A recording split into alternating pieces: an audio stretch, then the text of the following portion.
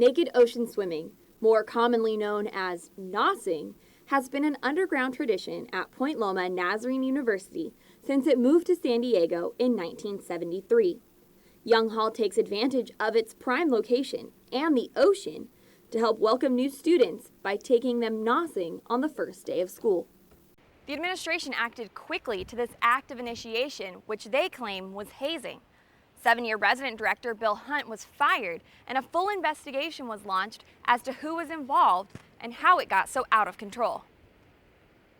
The firing of Bill Hunt had many students crying foul.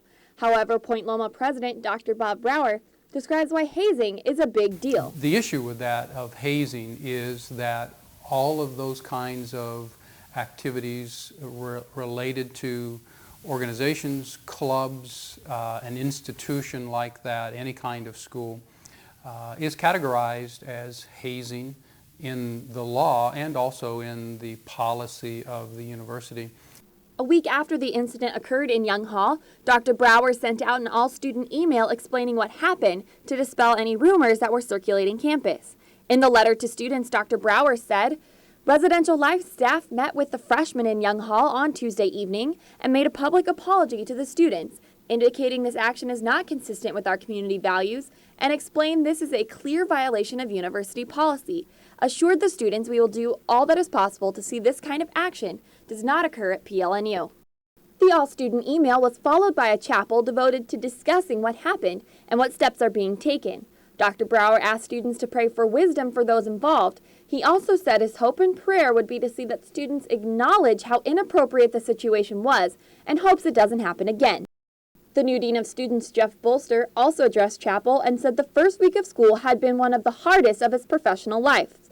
Bolster says Bill Hunt was a co-worker and a friend. And so I knew that there was going to have to be consequences that I was going to be a part of that would play themselves out in the lives of a friend.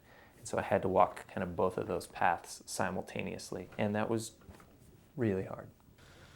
Many of those in the administration, including Dr. Brower and Jeff Bolster, hope to see a culture change in Young Hall, one that reflects the Hall's mission statement more clearly.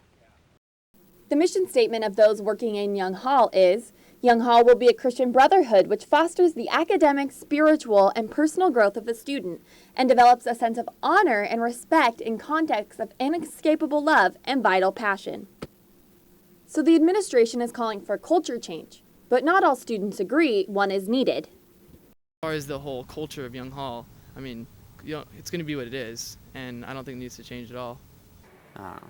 It's pretty crazy, that's for sure. It's definitely a lot different than the last storms that I stayed in. So. Complete culture change or not, Jeff Bolster thinks something's got to give. If we're going to move ahead on this thing, if we're going to grow in a positive direction, we've got to be able to preserve some of those things that are positive. But at the same time, we're going to have to root out and get rid of those things that are detrimental. Though many around campus believe what happened shouldn't be given this much attention, the administration sticks to the decisions that were made. Noelle Siebert, Coastline News.